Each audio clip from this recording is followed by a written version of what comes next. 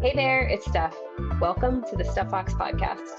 Hello, everybody. Welcome to the podcast. I'm Stef Fox, and I am here today with Heather Manuel. And oh my gosh, what's so exciting about this is Heather is one of the first people that I got connected to in the beauty industry as a salon owner. I'd been in the industry doing all kinds of other things, but like salon owner to salon owner, awesome. So Heather, thank you for saying yes to being on my first actual episode. You're the first person. Wow, that's cool. So, I did not know that. Yeah. So you want to give a little bit of your background, just a brief bio before we kind of dive in?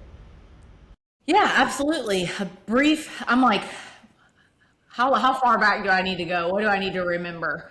So I started in the industry in 2007, worked at an incredible salon, left there to open my own salon, not because I wanted to, because I wanted to open a salon with that owner and open the second location, but it just wasn't the time.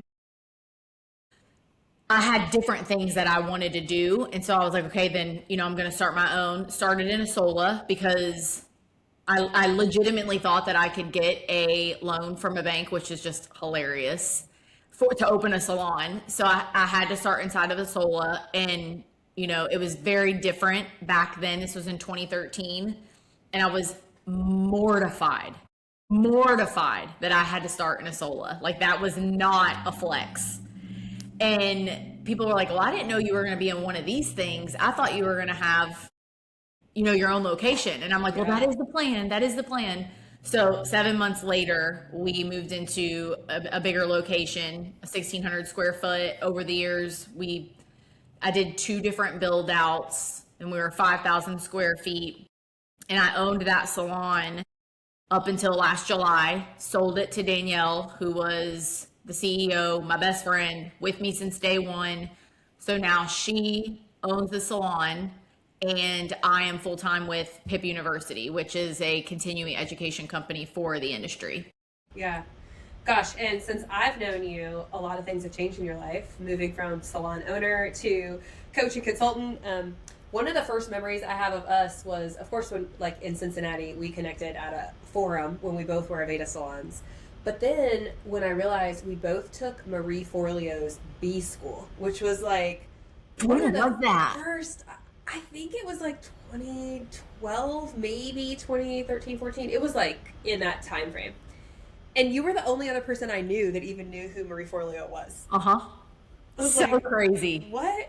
And I love seeing her stuff today because it's just, I love watching women build something that you just see continually grow. Like, yeah, she's a powerhouse. Her and Amy Porterfield. Yeah. Amy Porterfield, that girl I'm a fan girl of Amy Porterfield. So what's your favorite thing about Amy? Her discipline to do the things that she does not want to do. I honestly don't think I've ever seen that in another woman. The way that I feel like I see it with Amy, that and her, this is where we are very different. She is a planner. She talks about this all the time on her podcast. She is the only podcast that I listen to religiously. She's the only email that I open up religiously. Wow. So she shares a lot of intimate, more behind the scenes stuff. And she's not like that on social media. And she always talks about how she wants to be more like that. And so over the last, I would say, year and a half, she's become more vulnerable with what she shares. But you really get that in her emails and on her podcasts. And it's just really cool to see what she goes through and how much planning and structure every single system in her business has. It is fascinating to learn about.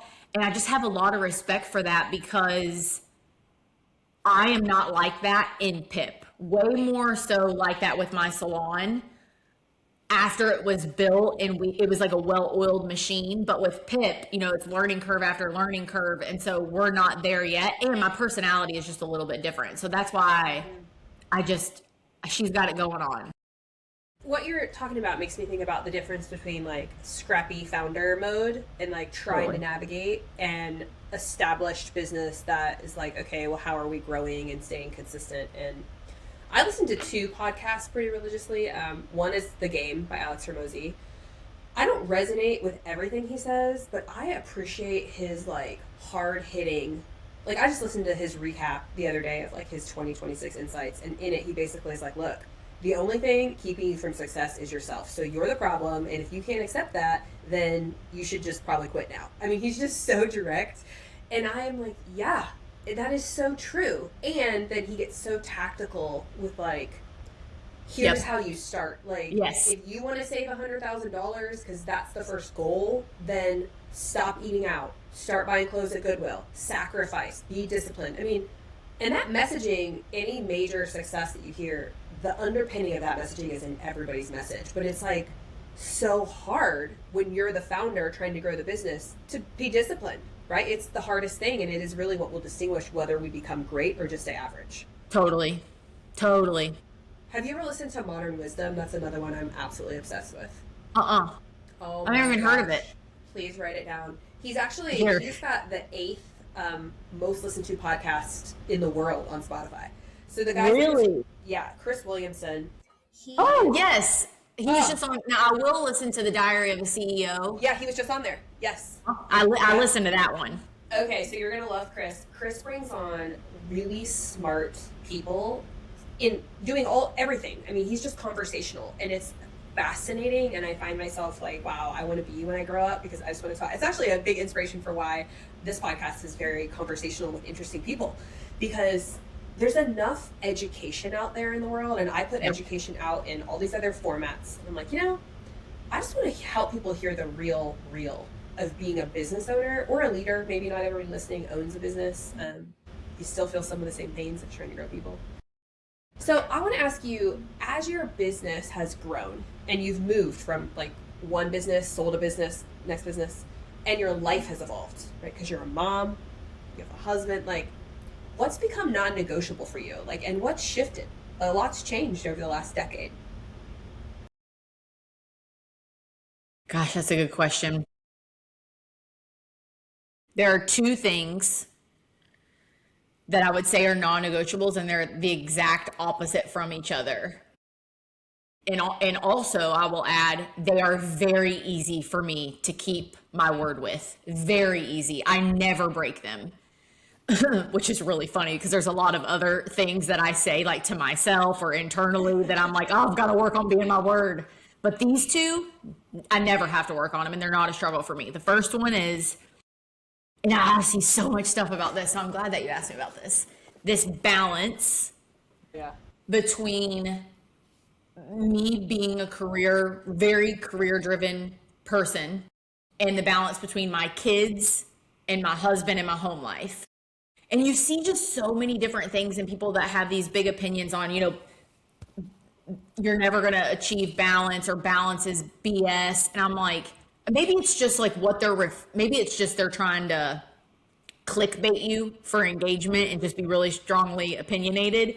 But I'm like, I totally believe in balance. Maybe the word is different for everyone, and the balance looks different for everyone, because I know that my balance would be very overwhelming and not okay with a lot of moms. Even moms. What is your balance? Yeah, talk about that. What is my balance? Is like, I'll work 50 hours a week, Monday through Friday. My kids leave the house at 8:45 in the morning, and they don't come home until 6:30 at night, Monday through Friday, always. My mom, we moved her because I'm from Kentucky. I moved to Houston in 2019. We moved my mom from Kentucky to Houston in 2023, the month before we had our daughter, because I have a 2.5-year-old and he's gonna be 6 months. Oh my gosh. He's my baby boy. I can't talk about him without talking in baby voice. He's gonna be 6 months old in 2 days. So I have 2 kids. We bought my mom a house 6 streets down, and she's our full-time. She hates when I say this, but I'm like, but you are though, Mom. And she's obsessed with it. So she comes every morning at 8:45, picks them up, drops them off at 6:30. And then obviously they're here in the mornings, they're here at night, and I'm with them all weekends. Most moms would not be okay with that. They would not like to be away from their kids as much as I am away from mine. And I know that can sound like I'm a harsh mom or I don't care about my kids enough. But it's like, it works for me. And when I am with my kids, oh man, I'm a good mom. Like I am dialed in. My kids are my number one, my number 3 priority. God first, husband second, kids third. But I give them my all, and I have zero mom guilt. Zero. I was going to ask you about that. If you ever had mom guilt. None. Okay, so you're convicted in like, this is what works for me, and this feels like balance. Like, I love that. Feels awesome. Right, a lot of moms do. It feels awesome. I get to like really, really love my kids, and when I'm with them, we're having a very fun time together. I'm extremely patient with them. Like I have like never, now I've needed to raise my voice a little bit and like really hit on the firmness because I have a 2.5-year-old little girl. So that's required. But like, I don't get short with them because when I'm with them, like I am there with them. I am not messing with work. I am not ever. And if I start to feel like I'm going to, I'm like, oh, no. You're not going to get this time back with them. You don't have this abundance of time with them now. Be present. Whatever is happening with work can figure itself out or it can burn. And if it does, that's fine. I'm with my kids right now. So that is what helps the balance really well. So non-negotiable is like, I don't mess around when it comes to time with my kids and my husband, because that's very, very clear to me of when those things are happening, and I can make that time the most because I'm so focused and I do not allow distractions during that time. The other non-negotiable though is my work schedule.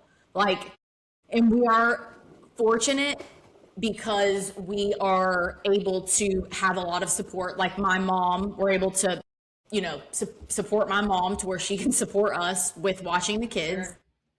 And then my mother-in-law is like what people are calling these days a house manager. So she does all the cooking for us, all the cleaning for us, all the laundry, helps with running the kids to appointments. Because when it's my work hours, I'm like, I have a responsibility to this, and my husband's not going to do it because his work is just as important to him as mine is, but he also doesn't expect me to always be the one that takes to the pediatrician, the dentist, the regular doctor, like all that stuff. So we have a lot of support in that way, but like, I don't mess around with my work schedule either. Like both of those things are non-negotiable, and they fit really nicely within each other. And I will say that's about the only thing, Steph, that I can firmly say with a lot of conviction that I have like really figured out. Anything else is a work in progress.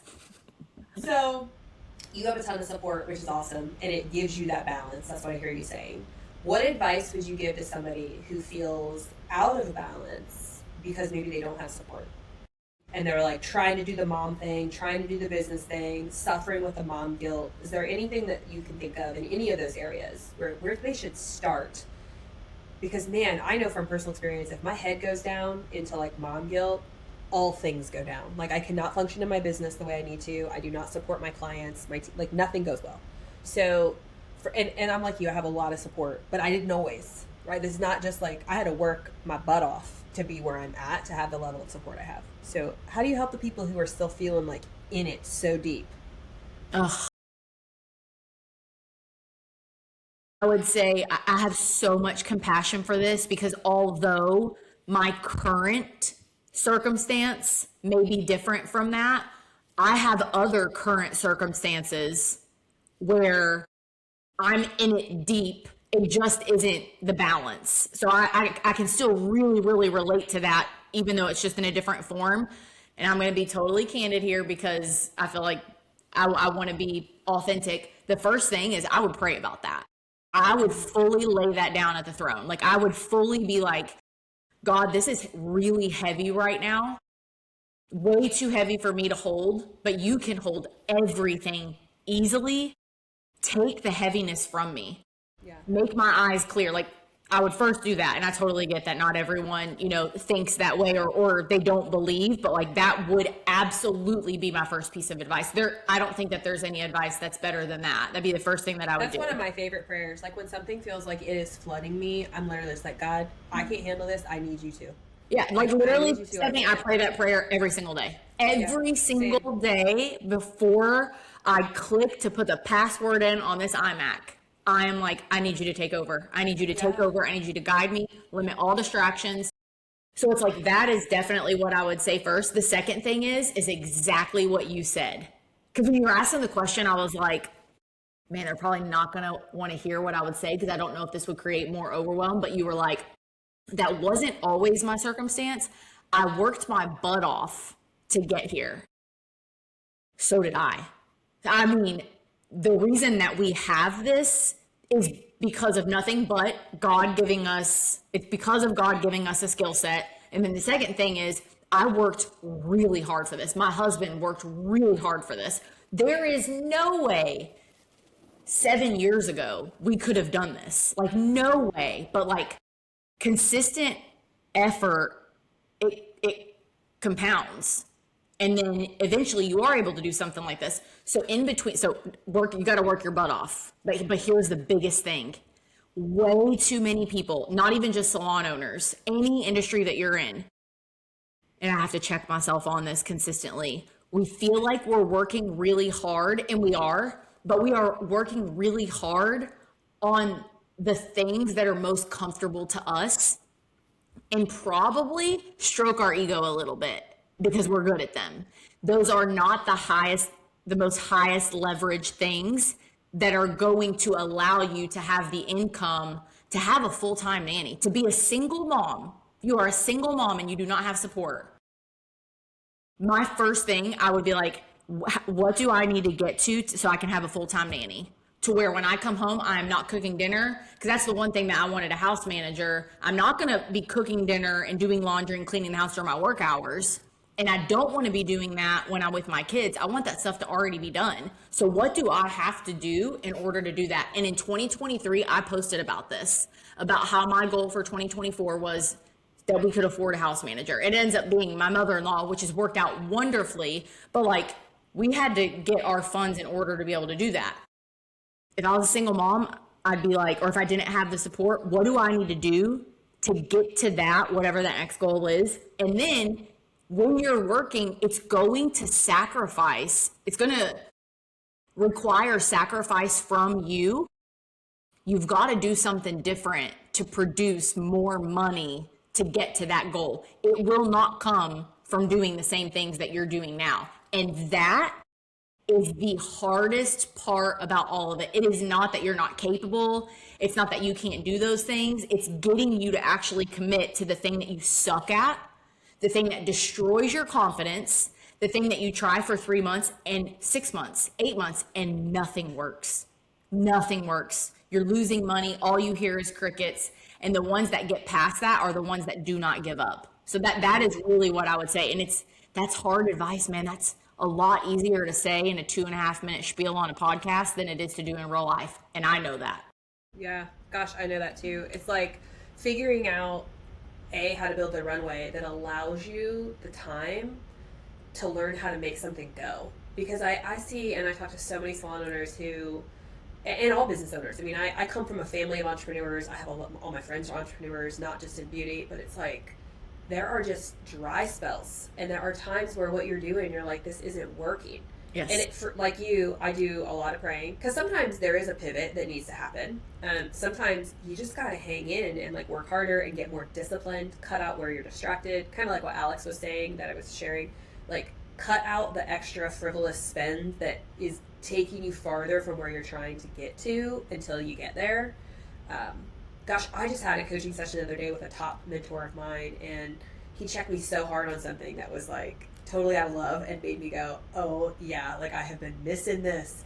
And I was talking about a new program that I launched, and like I made a pretty big pivot. Right now I'm just working on this leadership program, and I have one program and that's it. And like, this is what we're doing. And I started talking about how well it's going.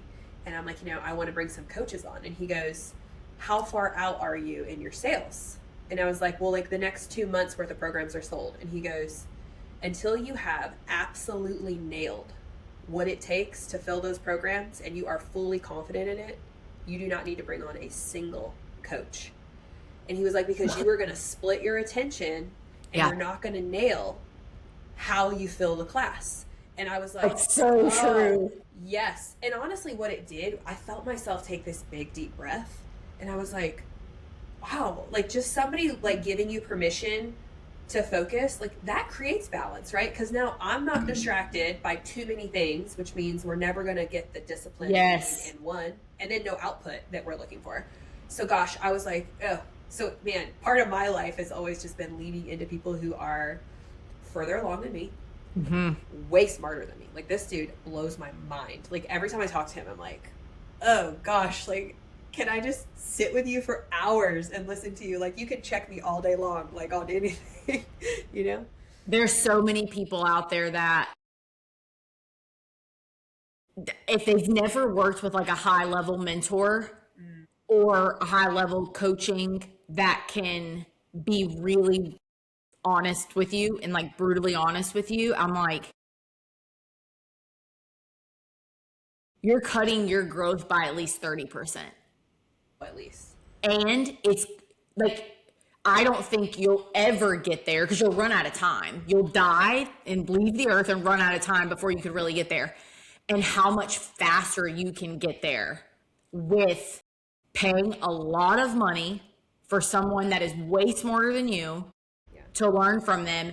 And it's still not going to be fast. It's still not going to happen fast, but it's going to happen a lot faster if you're learning from someone. I've always believed in that. Now, I am at a point, my husband and I were talking, this was last Friday, and he came into my office and I'm talking to him about work, and he said, I love it that you work with mentors, because we stopped working together in December. It was just time. We had worked together for 2 years.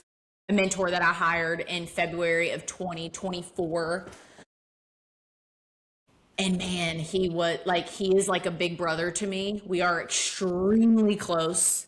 I've always loved Jesus. I've always loved the Lord, but he fully transformed the way that I work fully because everything was centered around God. I would fly to Nashville every quarter. We literally had the Bible open all day long throughout the whole thing. Every time we got on a call, we prayed first. Like he is like a big brother to me. I love him like family for sure. But it was time to move on, and we both felt like it. And my husband really liked that also, which was super, super cool, because anytime, my husband's definitely alpha, so anytime I have to be very cautious with how I talk about another guy, not because he's like jealous, but he immediately is like, you think he's so great. You have to understand that whether it's a man or a woman, they're not always so great and so perfect. And I'm like, all I'm saying is that they're really, really smart. But with Brian, he definitely feels that way about Alex Hermosi, which is so funny to me. But with Brian, my husband really respected the relationship. And I think he really respected it because Brian did not cut me slack. I mean, there was times where he was really direct on me, really hard on me. And I'd be like, what do you think about this? He's like, absolutely not. Absolutely not. And much so the thought process of my husband. And so when I would tell my husband about it, he's like, that's exactly what I would have said. But you would have gotten mad at me, but you don't get mad at him. And I'm like, yes, you're right. So he liked it that Brian would tell me the stuff that I could take that Cody would probably say that I wouldn't like. And so he was in my office and he was like, I love it that you have mentors. And I think like you working with Brian was an amazing decision that you made. But I think right now it's time for you to like take a beat, because nobody's going to give you a magic answer. You've always had a mentor. You know a lot. I think right now for this period in time, you get to see what you're made out of with nobody else's opinion. Because I'm working with it's not even a mentor, but like a coaching group, a high-level coaching group. I really like it. It is not one-on-one like I'm used to. And so he's like, I think that's good. And so that's really different for me because I'm so opposite. I'm sure you are too. So opposite of what most people, I'm like, no, I want to pay the most money for the closest relationship. I don't want to have a distant relationship. Whatever you want me to pay you, I want to work with you, and I don't care how much it is. And that has served me really well up until this point. Like I've been able to see a lot of success because I have done that. We are at a point now, though, where I do have a lot of information. I know this industry really well. I think now it's time for me to be in the driver's seat and really co-work with God, because that's the main thing I worked on with my last mentor is like, what does it look like to co-work with God? And I found myself going to him more than I would myself and God. So it's like, you have to create the space to where I can do that now. And I'm ready for that. Like, it's time for that. Yeah. I love that. I use mentors in a little bit of a different way. Like, I have a few people in my life that have been very successful broadly at business, but they do have a specialty. Like Ryan, who I was referring to earlier, like his specialty is marketing. Like that is his thing. But he works with founders all over the world. He owns a massive business, and he's truly just somebody that when you talk to him, you're like, say more. Like, please say more. Like, the words that come out of his mouth, like, he's so articulate and so intelligent and just kind, and like, you're like, please just keep talking. Love it. I like to connect with people on very specific problems. I find for me, like, maybe because I have a hard time taking directions from other people, I'm like, I'm in the driver's seat, this is my car, like, we're going. I like to go when there's like a very specific, like, what exactly do I do about this? Mm-hmm. And then like let them kind of tear it apart. Now, Ryan and I started that way, and then our relationship evolved to be like, I'm sharing as I was the other day with him, and he's like, look, like, no, like that thing you're trying to do and splitting your time has to stop. And yeah. Like, okay. Yeah. You know, but like finding those people, what advice would you give? So any scenario, like they either have the funds to pay somebody like a lot or they don't. Like, what's your advice for seeking out the right guidance? Yeah, seeking out the right guidance. I would just do my due diligence, man. Like I would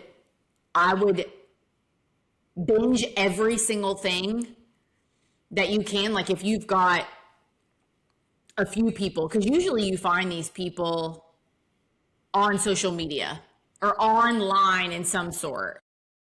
And once you find them, I would do my due diligence to binge as much as possible to see which one aligns with you. The really funny thing about me finding Brian, this is so funny, is I've been looking for 2 years. 2 years, and I could not, no, I was like, nope, because they had to run, and their company had to be 8 figures.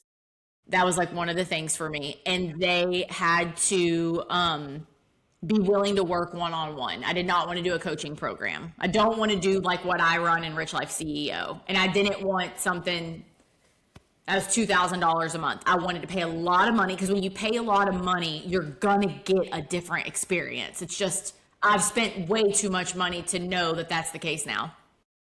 And I was listening to Amy Porterfield's podcast, and she said his name. And it was 8 o'clock at night, and I'm on my computer. It was the last thing that I was doing. And I started Googling him, because he's nowhere to be found on social media, no online presence, and does not want that. Then I really liked him, because seriously. I don't like that. Yeah, right. I'm like, I felt very aligned with that, because that's not what I enjoy doing either. And then so I had to dig to find him. And then I got on a sales call, most expensive thing I've ever done in my life. Like most expensive first payment was $50,000 for 1 month. $50,000 for 1 month. Now listen, I do well, okay? $50,000, way out of my budget. For 1 month, like it's what? A huge investment, yeah. And so I'm like, how the hell am I gonna tell my husband about this? And so I basically did it. Like I did it the next day. And I think that referrals, you probably know who they are right now. You need to do diligence, figure out who aligns with you the most. And then also, if there's people that you really respect and they've worked with someone or are working with someone, or if you're wanting to know more about someone and you know that someone has worked with that person, even if you don't know them, reaching out and getting a referral. There's just something different about talking to somebody else or hearing it from someone you admire. I was literally already prepped and ready because of the trust that I have with Amy Porterfield, which is hilarious because homegirl does not know me. And that I was ready to go because I'm like, if he is good enough for Amy, he's probably what I'm looking for. And he's literally one of my most, like, outside of family, top 10, like, most sacred relationships that I have. Like, he truly, like, the big brother that I've never had. That's amazing. So what I hear you saying is, like, be paying attention to great content so that you can hear about who those people that you already think are cool and doing interesting things are following, getting coached from. Like, listen for that. Like, watch for the similarities. It's almost like, you hang out with the kind of people you want to be, right? Totally. And I will say, because you said, and like, what if they don't have the money? Yes, figure it out. You can all, I did not have $50,000 just like, oh yeah, easy. Let me just, put that on my credit card and I'll pay it off tomorrow just so I can get the points. Like, it wasn't like that. Like, I had to really, really think about this. You can come up with the money. You get to believe in yourself enough to trust yourself and to trust if you've done the right due diligence. Like, if you truly are going to be working with a person that is like down for you getting results and they really care about that. Like, Brian really, really cared about that for me. You and I obviously care about that for our students. Mm-hmm. It is a little bit different when you're working with somebody that's just out for the money. And there are people out there like that, plenty of them. They want to get rich. Of course they want their people to have a good experience and all that, but they want to get rich. I really care about the impact that I make. I really care about somebody working with us, they're finished working, and they're like, oh, I want all of them to say, that was the hardest thing I've ever done in my life. I want all of our students to say that when they're done. That is the hardest thing I've ever done for my business, but it is also the best thing that I've ever done because it crushed me in ways that I needed to be crushed. And then I want to see their business completely transform. And then I want to be rich because of the transformation.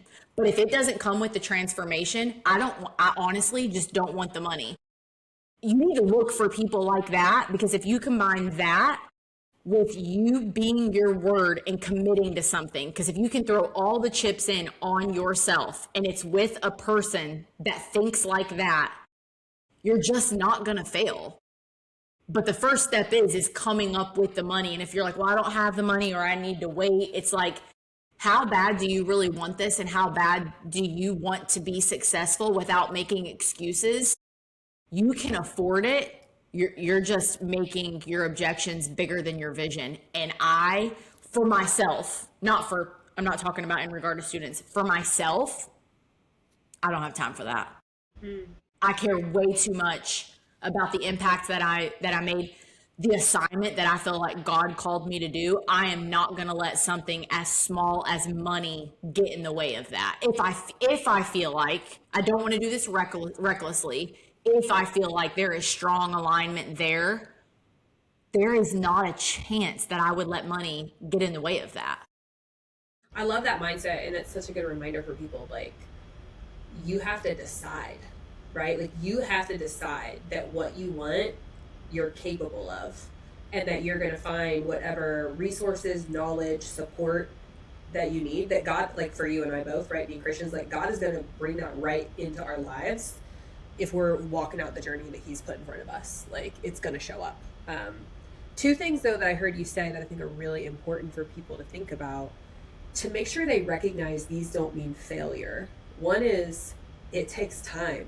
Like, the building of a business and to see like the fruits of all of that come to life, it is not instantaneous. It takes time. And secondly, the pain. It doesn't just feel good. And I think we live in a world where so many people are burdened and overwhelmed and like feeling like imposters already. And then when things feel hard and they take longer than they want them to, or think they can, because they're like, oh, I'm not making enough money, I can't do this, they quit. So what would you say about, like, it hurts. It is not all a joyride, and it takes some time. I was wondering if we were going to go here. Like, I was wondering if we were going to go here today. Let's go right here, because it's real life.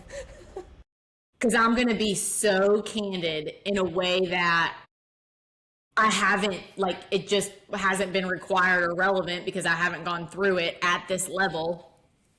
The time that it takes and the pain that you have to go through is a requirement. It's your entry ticket.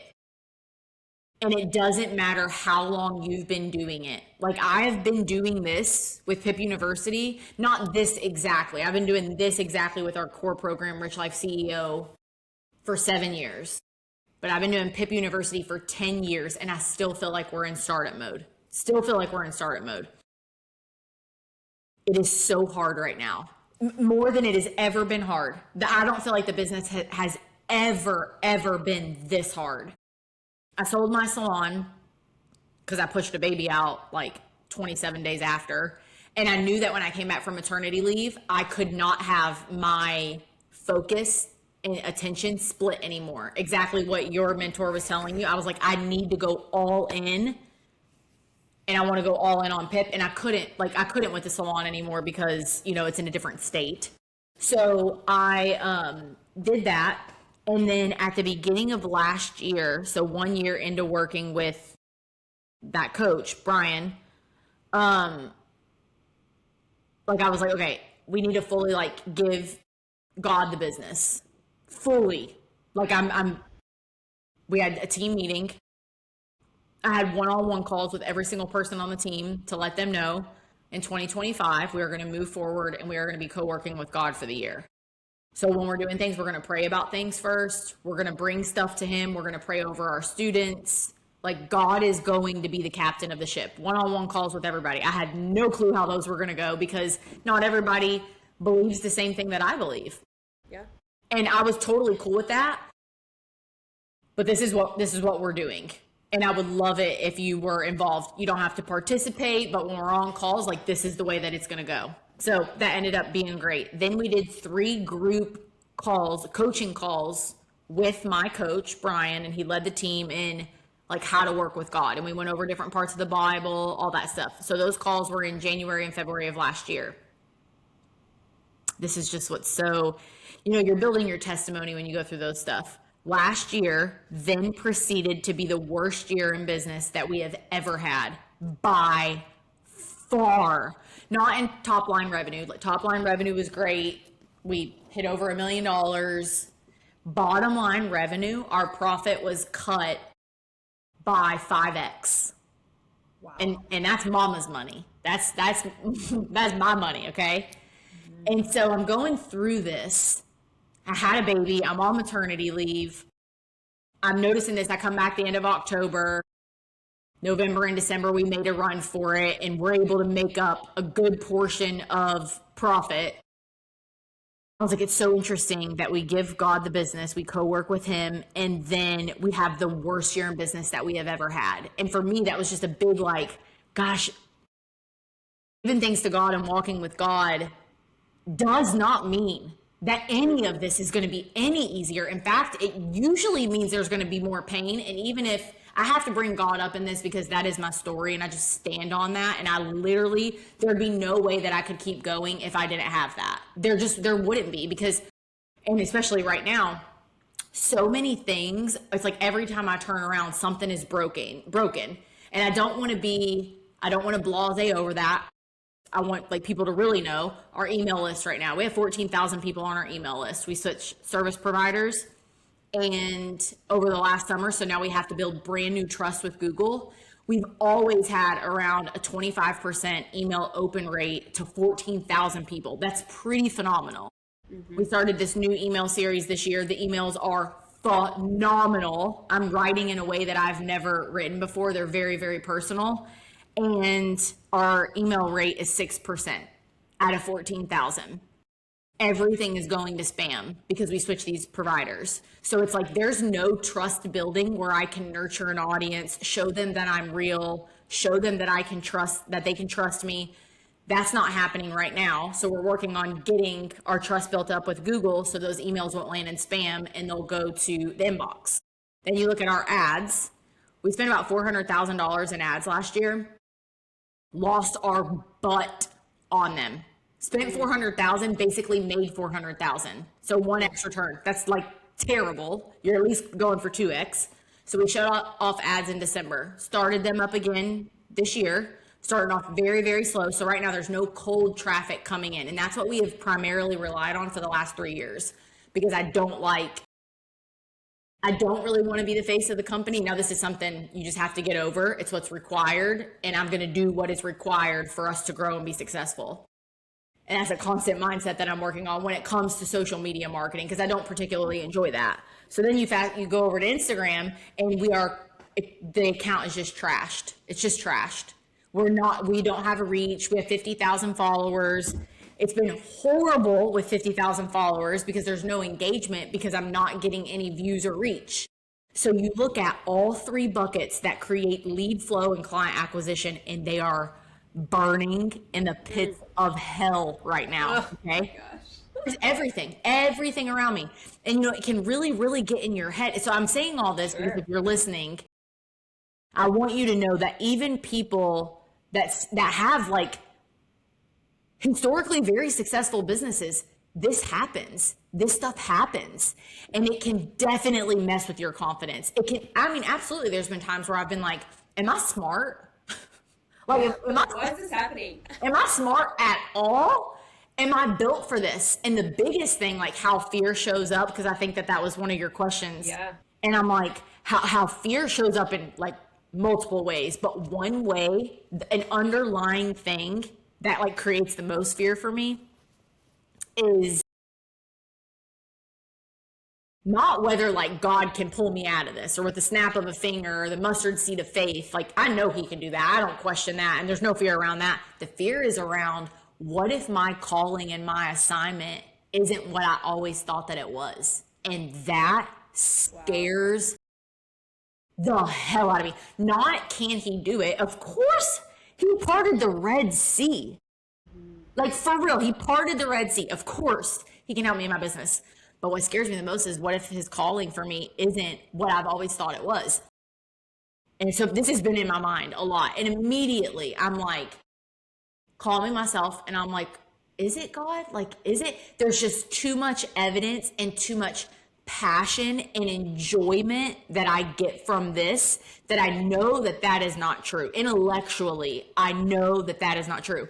This has been relevant for me. This has really, really been on my mind, though, I would say, for the past 2 months. So this isn't, I'm sharing what they say not to share. A wound, not a scab. Like, this is something I'm really working through. But if somebody else is working through it, I want them to know this happens to anybody. And if the way that I'm handling it can help maybe the way that you're going through this, then I definitely want to share and put myself out there. I got an email from one of the opens that we sent out. 6%. Yeah, right. I got 2 replies last week, which is just really cool, because there's no it's all storytelling in the emails. Like, there's really nothing about selling. So I got an email back from a past student that I haven't talked to in years. And she writes me back like the biggest paragraph saying what Rich Life CEO did for her company. But in it, she talks about how she was in this moment where nothing was working, and how she was in the shower she was like on my hands and knees in the shower. And she was like, I kept asking, like, where else do you want me? Like, this is not working. Where else do you want me?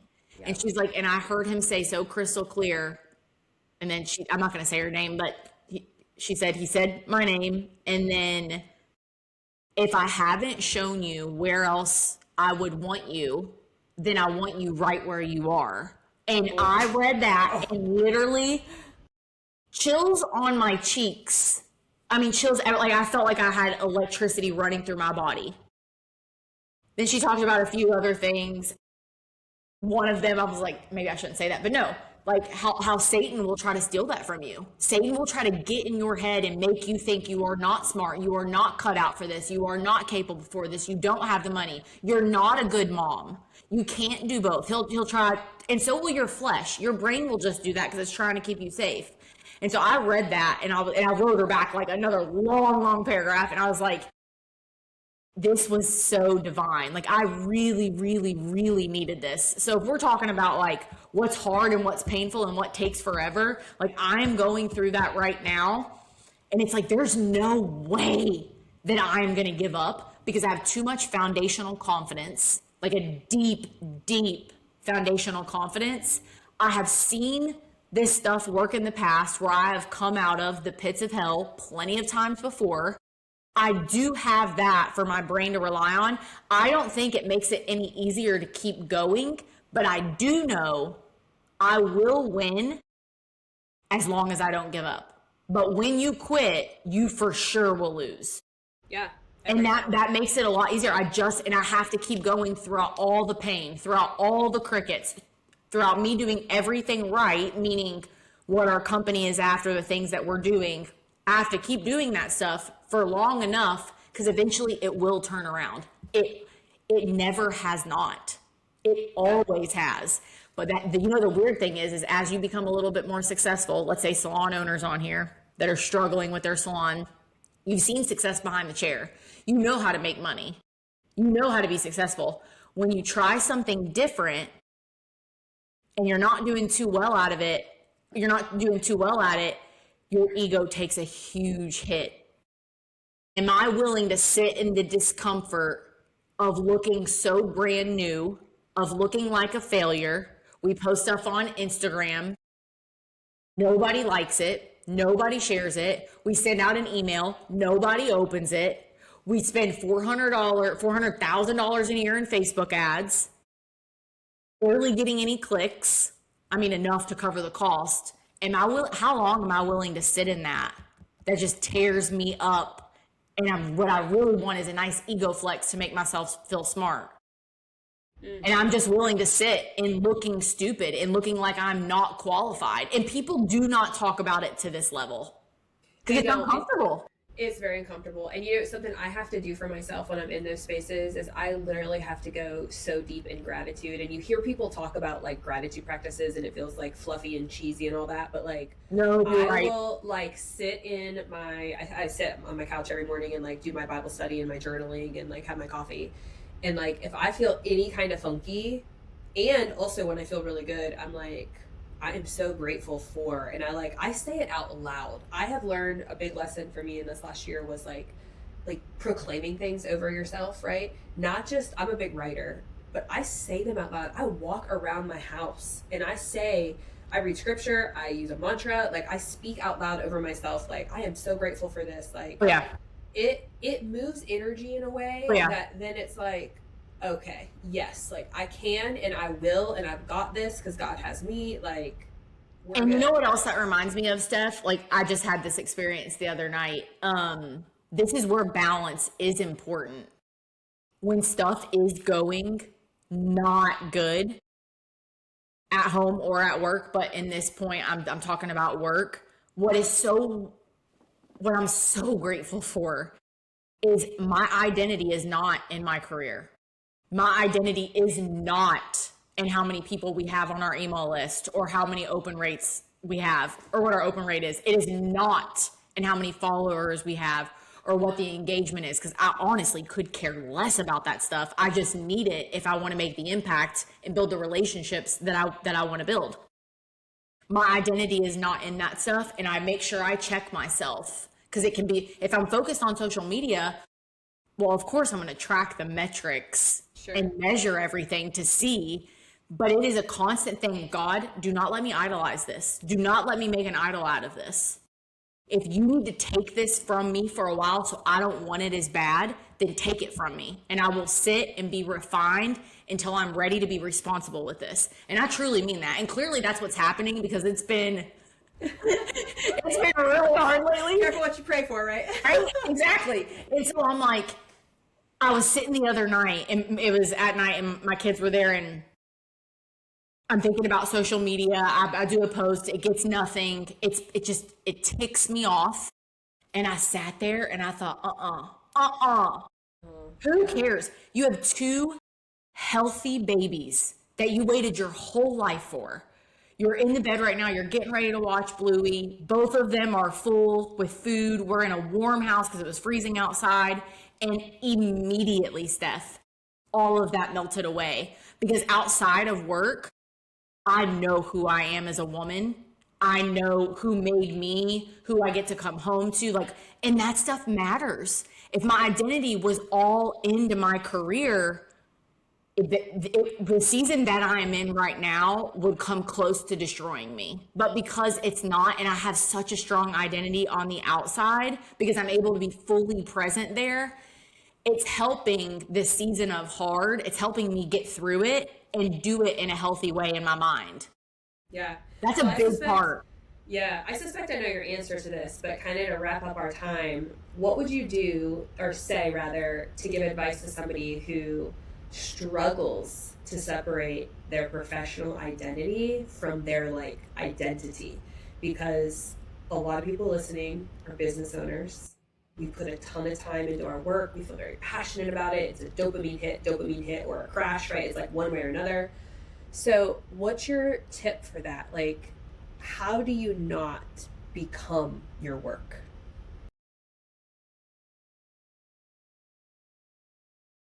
COVID actually did this for me, because before COVID, like, I was work. And I liked it. I liked it that way. Like, I liked work. Well, I didn't have kids. I liked working on the weekends. Any spare moment, I wanted to work. But then I was always immersed in it. So if stuff was going wrong, like, it was really, really hard. Then COVID happened, and there was, a long period where, I was working, but it just didn't require as much work. And so I got to, I really started to learn how to build things. So I was in my garage, like, all through COVID, and I learned how to, like, be a craftsman. So, like, I have every tool that there is. I built almost every piece of furniture in our house except for our couch, but like everything. Oh my gosh, that's so fun. Our bed, our kitchen table, all the nightstands, my desk, everything.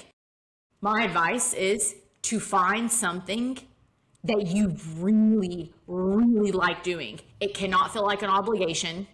It cannot feel like, well, I need to learn this so I can find a hobby. If you can be obsessed with work, you can be obsessed with something else. And mine became woodworking, and then it became sewing. And so now that I have kids, I can't be in the garage. It's too loud, sawdust everywhere. So I sew. Like, I sewed my wedding dress. I had never sewn anything before. I'm like, let's start a wedding dress. So good. So now I sew my kids' clothes. So on the weekends when we're upstairs and they're playing, my sewing room is up there. And so I can go up there and just sew. And it's so nice. It's so nice. It fully gets my mind off work. There is something that you like to do, whether you know it or not. And if you just on the weekends, and these are things you don't have to make time for. Like, they make time for themselves because you like them enough. Sure. That helps with, and obviously it needs to be stuff that you can do if you have kids. Mine is sewing. Like, what is that? And really start to explore that. I've been telling Sam forever, you need a hobby. You absolutely need a hobby, especially before she was, with her boyfriend. And hers became sourdough bread. I love it. Making sourdough bread. So it's like that's what I would say is, like, there's something else out there that you love.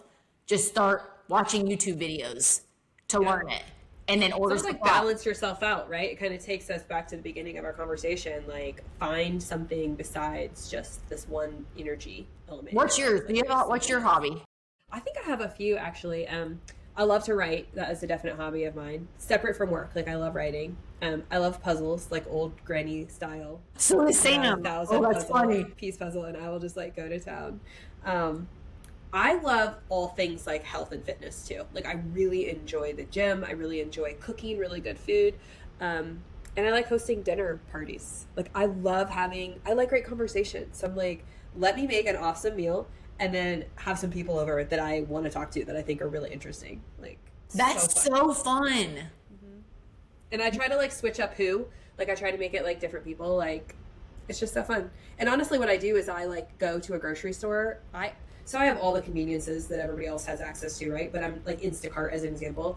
I love the grocery store. I genuinely love it. And so I will go to a Whole Foods and I will find a piece of meat or like something that I want to make the whole meal around, and then I will look up recipes, and then I will make a meal, and I will invite people over for like a really fun dinner party, and it's like my favorite. Okay, that is so.